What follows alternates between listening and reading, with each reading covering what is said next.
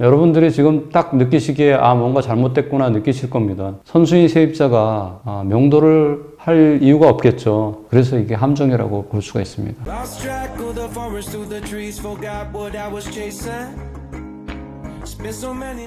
안녕하십니까, 공매화재 권경옥 소장입니다. 지난 시간에 제가 여러분들께 온비드 공매 구조 파헤치기 해서 온비드 공매 물건들이 어떻게 구성되어 있는지 말씀드린 게 있는데요. 온비드 공매의 가장 많은 물건 수를 차지하고 가장 많은 비중을 차지하고 있는 압류재산 공매를 말씀드렸어요. 오늘은 압류재산 공매에 꼭 짚고 넘어가야 할 함정, 법정기일에 대해서 알아보도록 하겠습니다. 일단은 법정기일의 개념에 대해서 말씀드리는 시간을 갖겠습니다. 이 법정기일이 뭐냐면 여러분들이 단어에서 느끼시듯이 법으로 정해진 기일이다 이런 의미를 유추해 내실 수 있잖아요. 맞는 말씀입니다. 단지 이게 세금에 관련돼서 정해진 기일을 얘기하고 있는데요. 우리가 흔히 납부하게 되는 세금은 두 가지 방식으로 내게 되는데요. 그 중에 첫 번째는 본인이 신고해서 납부하는 세금이 있습니다. 그 다음에 정보나 세무서를 통해서 부과되는 세금이 있습니다. 그래서 법정기일 하면 세금을 납부해야 되는 기일, 그러니까 세금의 대상이 되는 기간 이렇게 이해하시면 되고요.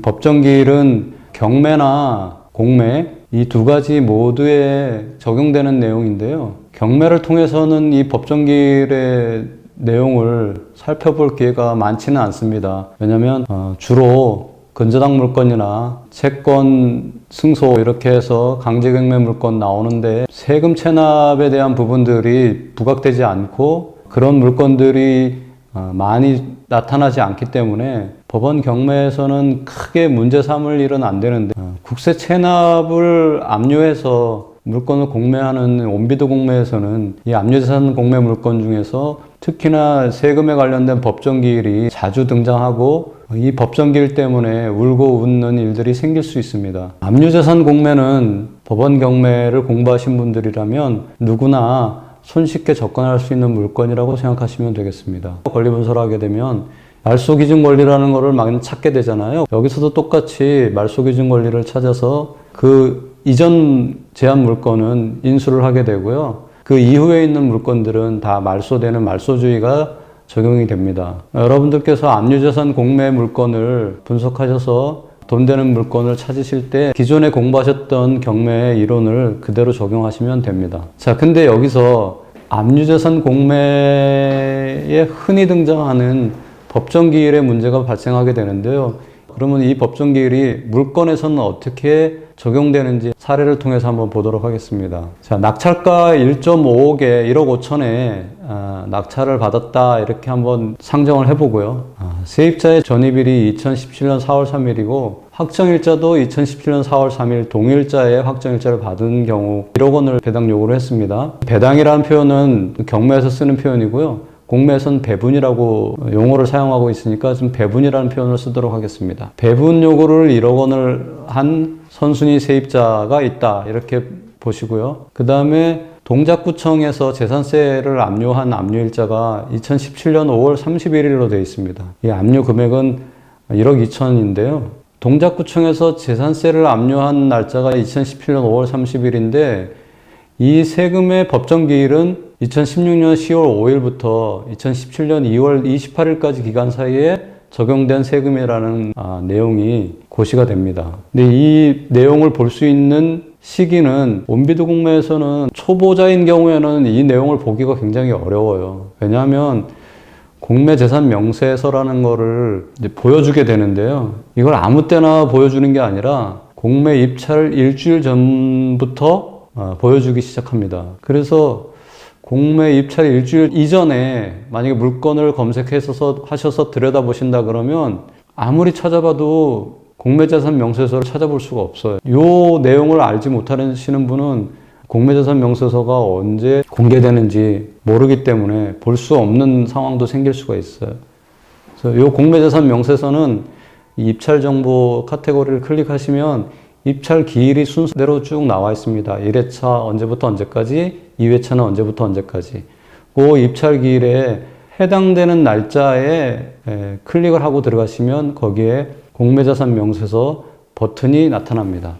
요게 버튼이 나타나는 게 말씀드린 대로 것처럼 입찰기일 7일 전에 나타납니다. 자, 이 사례로 다시 돌아가서 낙찰자가 생각하기에 선순위 세입자가 낙찰 금액보다 작은 금액으로 배분 요구를 했기 때문에 전액 배분을 받아서 집을 비워줄 거라고 생각을 하시기 때문에 명도에 어려움이 전혀 없다 이렇게 판단하시고 입찰을 하셔서 낙찰을 받으셨을 거예요. 그런데 가상으로 배분 상황을 설정해서 보게 되잖아요. 이 배분 상황을 검토해 보시는 이유는 우리가 명도를 쉽게 할 수 있는지 명도가 어려워질 수 있는지 하는 부분들을 판단하기 위해서 하게 되는데요. 공매에서도 마찬가지로 우리가 가상으로 배분을 한번 해봐야 될 필요가 있습니다. 이 물건을 가상으로 배분을 해본다고 하면 기본적으로 압류일자, 그 다음에 전입일, 확정일자 이것만 가지고 선순위 세입자가 배분 요구를 했으니까 1억 원을 다 받아가고 명도가 어렵지 않다 이렇게 판단하실 수가 있는데 선순위 세입자인 전입일과 확정일자보다 더 빠른 법정기일이 존재하기 때문에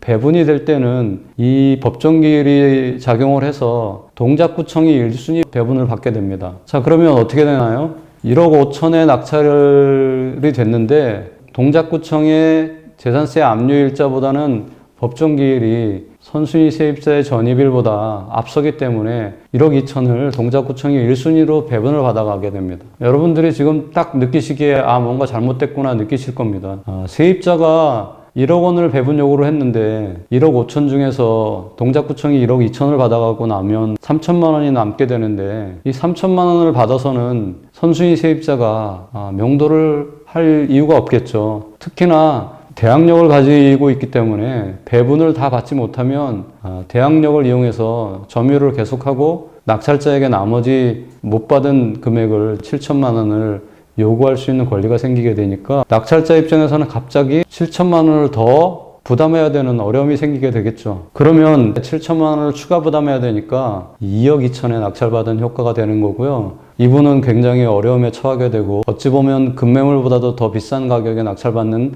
결과가 될 수 있기 때문에 이런 경우에 보통의 분들은 입찰보증금을 포기하게 되는 상황이 벌어지게 됩니다. 그래서 공매를 처음 하시는 분들이 가장 많이 어려움을 겪게 되는 사례 중에 하나가 이 법정기일입니다. 오늘 제가 말씀드린 것처럼 선순위 세입자 임차인을 구분해낼 때는 압류기일을 기준으로 해서 구분하는 게 맞습니다.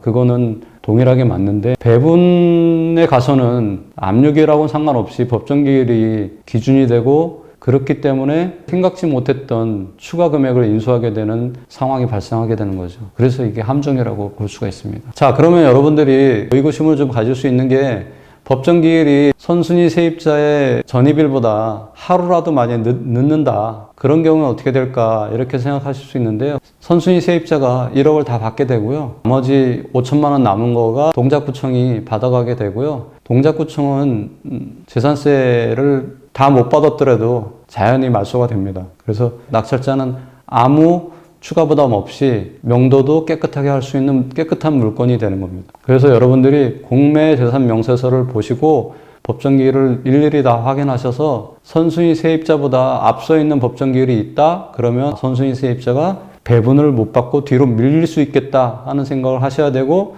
선순위 세입자가 배분 요구를 했지만 선순위 세입자의 임차 금액을 내가 떠안아야 되는구나 하는 부분들을 생각하셔야 됩니다. 또 여기서 한 가지 또 우리가 짚고 넘어가야 될 부분은 이런 부분이 있습니다. 법정기일이 앞서 있는 경우 그런데 그 금액이 미미할 경우 그런 경우는 새로운 수익원이 될 수 있다는 부분이 있습니다. 법정기일이 앞서 있다고 해서 우리가 다 피해가야 될 물건은 아니라는 것을 말씀드립니다. 그래서 다른 사람들은 이 법정기일이 빠르네 이것만 보고 이거 돈 안 되는 물건이네 하고 패스할 수 있는데요. 여러분들은 이 방송을 보시고 나서 한 번 더 주의 깊게 보시길 바랍니다. 법정기일이 더 빠르긴 하지만 배당 받아가야 될 금액이 작은 경우에는 역으로 수익 나는 물건이 될 수도 있습니다. 그래서 법정기일이 빠른데 받아갈 돈이 300이든 500이든 이렇게 작은 금액일 경우에는 전혀 문제가 되지 않을 수가 있죠. 그래서 여러분들은 그것까지도 한 번 더 점검하는 그런 센스를 발휘했으면 좋겠습니다. 자, 지금까지 말씀드린 법정기일 간단히 요약하면요.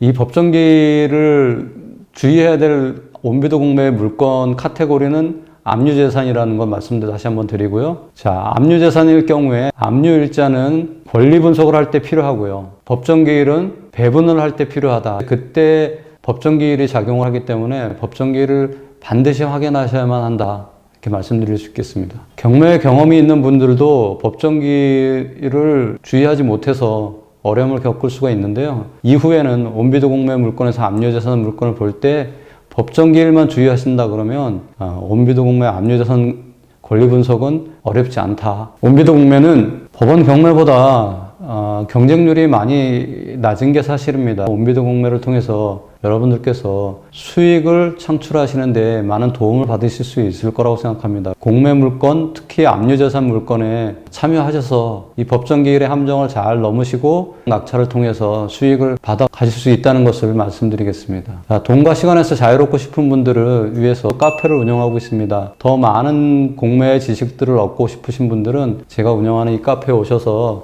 더 많은 것들을 찾아보시고 공부 열심히 해주시기 바랍니다. 그리고 좋아요, 구독하기 잊지 마시고 꼭 눌러주시기 바랍니다. 다음 시간엔 더욱 알찬 내용으로 찾아뵙도록 하겠습니다. 감사합니다.